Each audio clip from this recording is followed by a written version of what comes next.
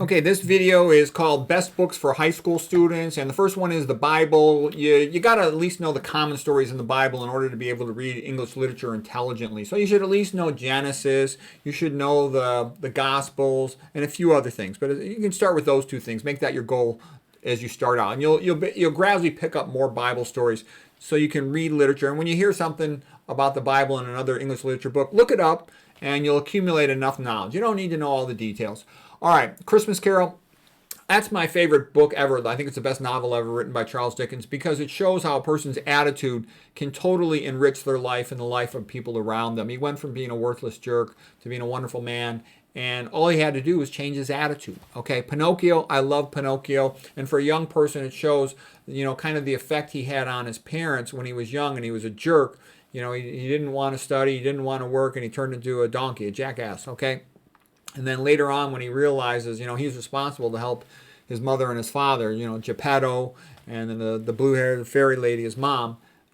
It's a beautiful book. It's great. It's fun. It's nice. It's perfect. The best version of it is Roberto Innocenti's version. He's a magnificent illustrator. That's my favorite one by far. The 1940 movie by Walt Disney was very good. Not exactly the same as the book, but it's still quite good, and it's complementary to the book.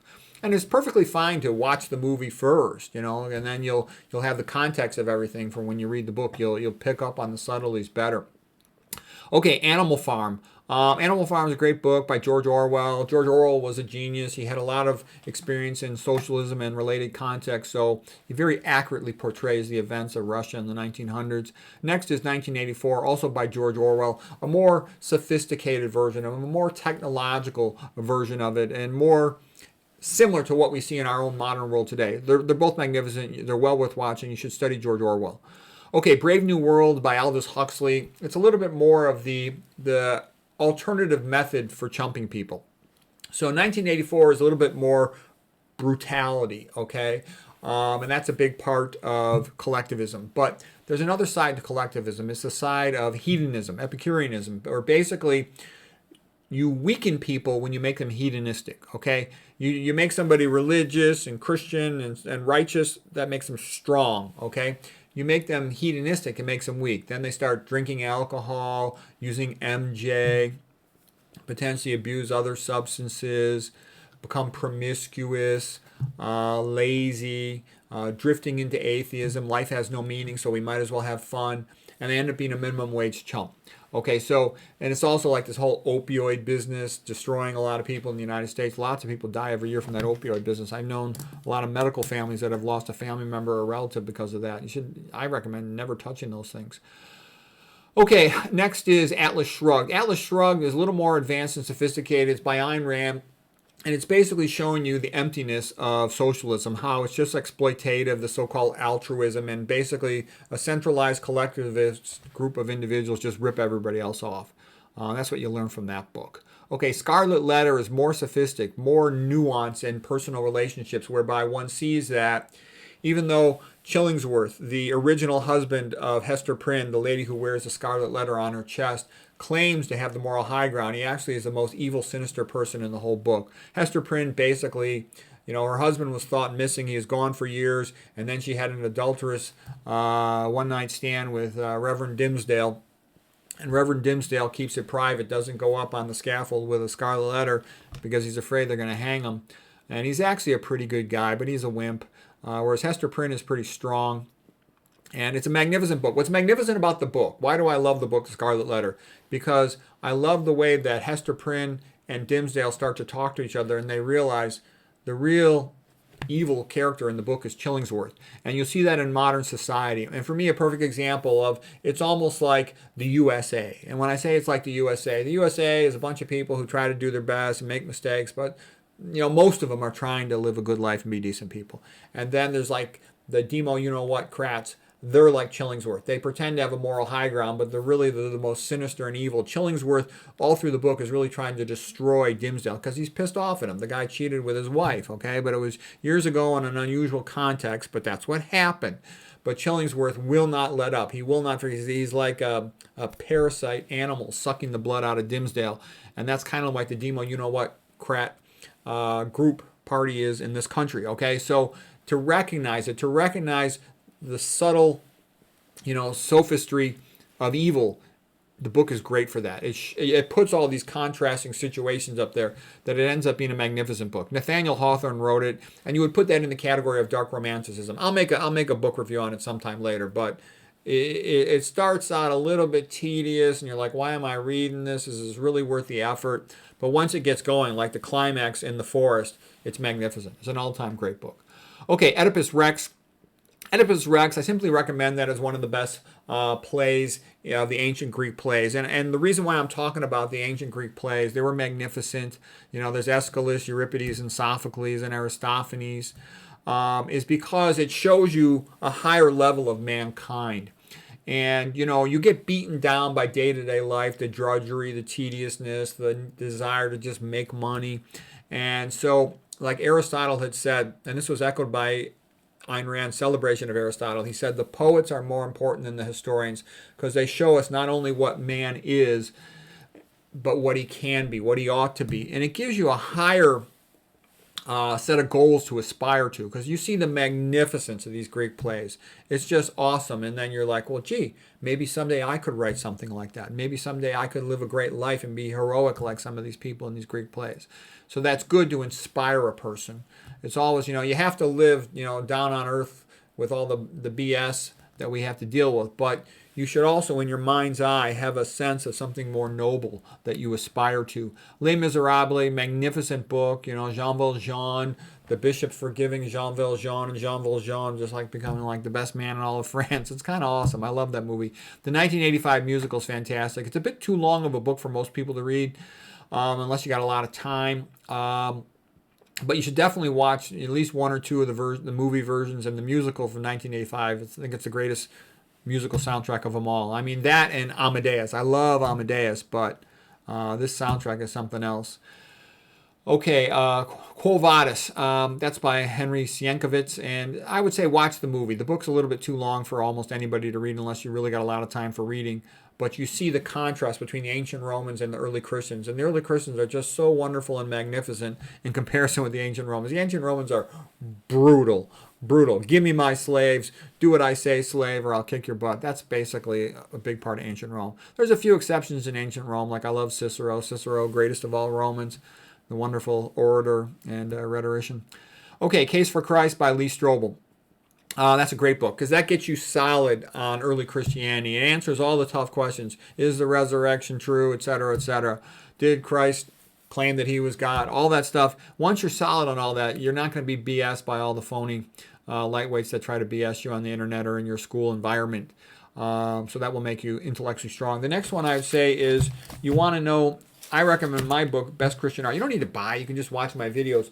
The reason is once you see all this great, beautiful art, you won't fall for BS. Like somebody tries to tell you modern art is real. You go, stick it up your butt. Okay, modern art is all fake. A child could have done it. It's an insult. It's a degradation of our museum. It's a degradation of art education. It's all fake BS. Picasso was a phony. Picasso was a cow, moon, east, okay? He stinks, okay? And you need to understand something like that in order to be solid, all right? So the next thing I'm going to show you here. Now, these books were literature and art, sort of an aesthetic development of the mind. And reading fiction, I think, is very good for people because in order to keep track of all the characters in a story and what it all means, the symbolism, the metaphors relevant to your own life, you develop a much more sophisticated vocabulary. Because what I've also seen in life is a lot of people, their language skills are so poor, their vocabulary is so weak, their ability to write is so weak that they get screwed over in some way, treated unfairly, whatever the case might be. And they have no ability to fight back. They can't write well enough. They can't articulate themselves well enough that anybody will take them seriously. And they get screwed over. I've seen it. I've seen it plenty of times. Okay, so by being verbally sophisticated, when somebody messes with you, you could fight back. You could write letters. You could argue. You could debate the subject. You're in the game. Okay, so this next set of books here, so this column was literature, developing your literary mind, your thinking sophistication, a liberal arts education, and all that vocabulary. This one is more about how do you deal with things in a practical sense. And this is to make you strong so you can be competent, you can hang in there, you can fight back when somebody's trying to screw you over, you can climb the employment ladder, you can, get the person you want to fall in love with you, maybe that's obviously more complicated, but you'll be in the game. Okay, first one is Harry Lorraine's book, Super Memory, Super Student. Basically to recognize that academics is just a memory contest. High school, college, and grad school, almost entirely for most fields, is simply memorization. So if you want to be good at it, be good at memorization. Okay, and you got to also remember you can increase IQ. All these college professors who tell you can't, they're full of crap. College professors, to me, in general, usually mean somebody who doesn't know what they're talking about. Okay, anybody that look at them, they all fall in line. Not all of them, but most of them fall in line with whatever new BS comes along. All of a sudden, nobody knows the difference between a man and a woman. That's ridiculous. Okay.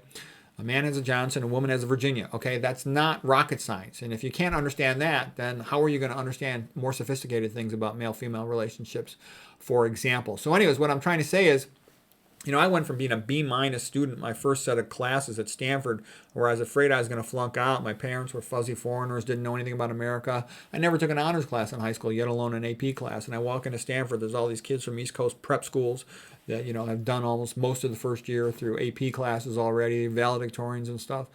And so once I studied all these study skill books, though, I would crush it. I would get A+ in the most difficult classes after that. So what I'm saying is, nothing changed with my brain. I just learned how to study, how to memorize stuff. Okay, how to win friends and influence people. Now, it depends on your study skills. If you're really naturally good at study skills, you don't need this book.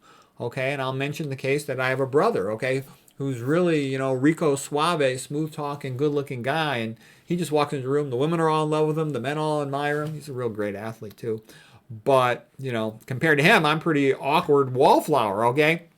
And I spent too much time just studying and training for sports that I was a little socially awkward. So reading books like these, How to Win Friends and Influence People, reading books about body language, they were helpful to me.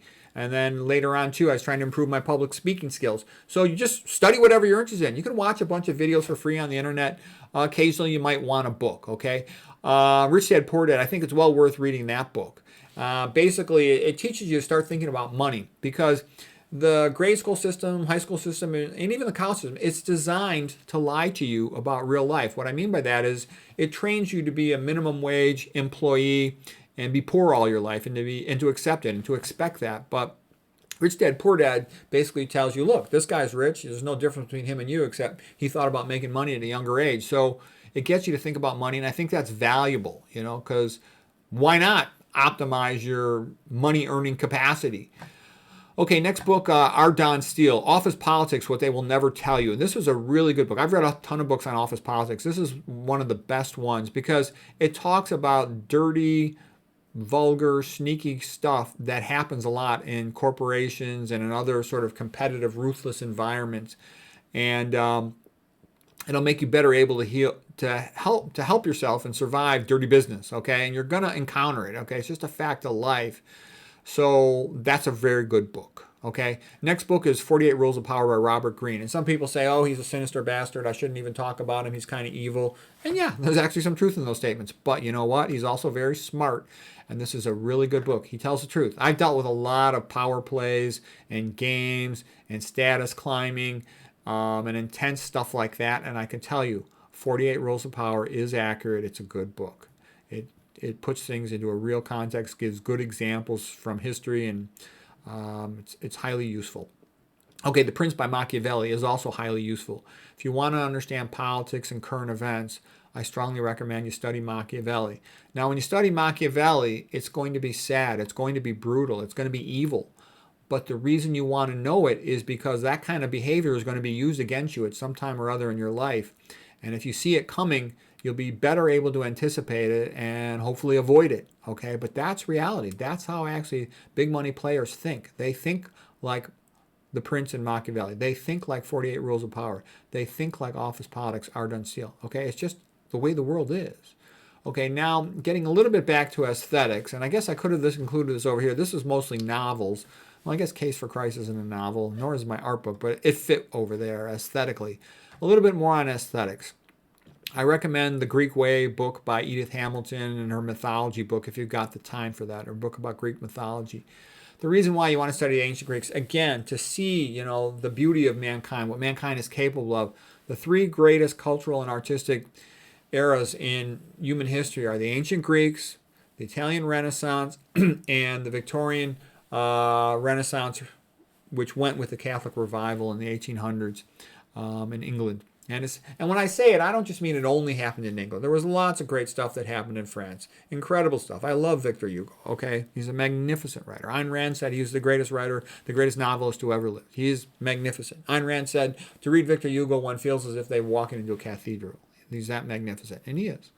Okay, different writers for different things. Victor Hugo paints this incredible scene, this giant, magnificent big view of the whole world, and it's spectacular, okay? Versus I'll like Oscar Wilde for a bunch of clever, funny one-liners, okay? They're a different type of book, but Oscar Wilde had a small worldview. Victor Hugo had a big worldview. But on the other hand, Oscar Wilde has more memorable quotes. So different writers for different things. Okay, Rufus Fears, you just watch his videos on the internet. He's the best professor out of all of them at the greatcourses.com. It's also called Wondrium.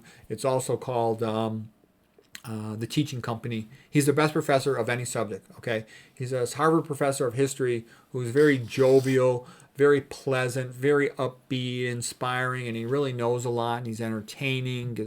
He's a great teacher. So you want to watch. He has a great video courses on the ancient Greeks and the ancient Romans. And you could probably find his videos for free on the internet if you search for them. But then you'll also see what a great professor can be like. And again, these things ennoble you. They show you there is a higher level of mankind, sort of an intellectual aristocracy, and you want to try to be part of that. It'll bring you a lot of enjoyment. Not necessarily a lot of money, but it will make you much more sophisticated, much more entertaining and fun to talk to, and your general increase in overall vocabulary and thinking ability are likely to help you in other areas as well. The Cave in the Light by Arthur Herman is the best philosophy book. I've read tons of them, okay? That's the best one. It basically compares and contrasts all these historical times and events and puts them in the context of what would Plato think and what would Aristotle think. And Aristotle's basically thinking like an individual, like a free man. Plato is largely thinking collectivist, like a socialist. And, of course, I like Aristotle a lot better than Plato, but Plato is still great. Okay, political history of ancient Rome.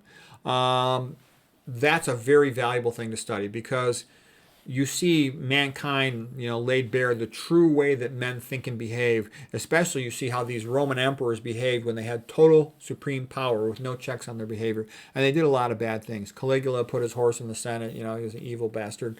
And there were other emperors who did similar things, like they would demand a concubine for every day. Okay, so people don't understand. Some of these people talking feminism and all this other nonsense. You give a man total power, that's how they'll behave, and that's why you don't ever want a ruler to have complete total power, because it's kind of inevitable that they're going to end up behaving that way, unfortunately. Not all of them, certainly, but a lot of them. Enough of them that it's not a good idea. Okay, once you've read that and you've got no dog in the fight for ancient Rome, then you'll start to read about Soviet Russia in the 1900s, and you'll see how incredibly evil it was, but you'll understand it from having understood the behavior of the ancient Romans. Rufus Fears has a course on ancient Rome. That's a good one to start with, and if whatever you get out of that, you can then go into other things. I actually recommend you study Cicero, because Cicero is right in the middle of everything in ancient Rome. Cicero is right in the middle of the transition from Rome being a republic to becoming an empire. The whole events with Mark Antony, with Pompey, with Julius Caesar, with Augustus Octavian Caesar. Okay, Cicero's right in the middle of everything, and he's the greatest of all Romans. He's the most interesting. He's the smartest Roman. He's the best talker, the most interesting in every way. So if you study his Cicero, you'll kind of be connected to everything, and then you can start watching the movies. Watch the movie about Mark Antony and Caesar and all this other stuff. Okay, and then when you read Soviet Russia, because you know a bit about Rome, everything in Soviet Russia will make sense, and you'll just see how awful and brutal it was. Solzhenitsyn is the best author to start from, and Gulag Archipelago might be too much for you to start out with, but you can read something like A Day in the Life of Ivan Denisovich or something, or just watch his videos. Just look up his quotes, and you're like, holy crap, and you'll understand. Basically, when man turns his back on God, God turns his back on man, and man gets screwed, thrown into slavery. That's what happens. It's happened numerous times since the old days in the Bible, and it's still happening today, and it's happening right now, and hopefully people are going to wake up and say, you know what? We want to be free. Let's be nice to each other. Let's stay free. Okay, hopefully that's going to happen. The aesthetic history of the Italian Renaissance, a little bit like what I alluded to with regard to the ancient Greeks, is you see, the beauty of what mankind is capable of when he makes the effort. They were competing to see who could produce the best art, for example, to educate the literate peasants about the Christian story.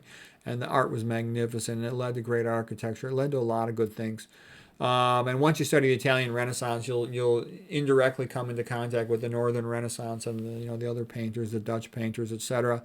and it's magnificent. Okay, and then let's see what else. Then I have some books of my own just for helping people with school. For example, here's my straight A at Stanford and on to Harvard. Basically, how did I become student athlete of the year at Stanford, become an A+ student? What I had to do, and then how I navigated through med school, graduated first in my class. This book's a little bit too big, so this is the big version, unabridged. There's a student version if somebody wants how to navigate that academic world. I also wrote another book after I tutored a bunch of students and raised my own kids, so I got to see how other people think a little better, how to raise IQ and become a genius. And I went through everything you could go through on memorization techniques, study skill techniques, how to increase IQ, how to increase vocabulary. I made another book too on Holy Grail of wisdom quotes. This is a good one that you don't have time to read all these great authors, and I basically got about 700 pages, and on my own I got 5,000 pages of small print of quotes. But these were sort of the best ones that are reasonable for prime time, so a person can know the great authors, philosophers, and thinkers of the last couple thousand years.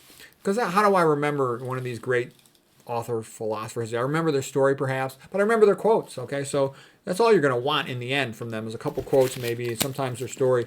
And then also after I'd written several books, I had some friends, a bunch of lawyers, and they all were teasing me that some of my writing sophistication wasn't up to their level, and so I thought that was kind of interesting. So then I read like everything you could read about how to write better, rhyme, rhetoric, and logic, because I wanted to become a better writer. So that was helpful to me. So anyways, for what that's worth, and all of my books, I'm going to put them on my YouTube channel for free.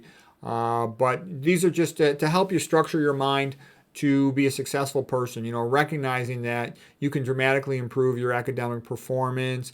You can learn how to read how people are going to behave. You want to go by how people behave, what they do, not by what they say. Because a lot of stuff never gets talked about openly. It just happens based on politics. And a lot of that politics, it could be tied in with religion. It could be tied in with race. It could be tied in with sexuality. It could be tied in with money. And when you start learning how to recognize body language and rhetoric and all the games that are played, you'll be more able to tell what people are really saying and what they're really doing, and you won't be tricked so easily. And that'll make you, more successful. So anyways, hope this was helpful.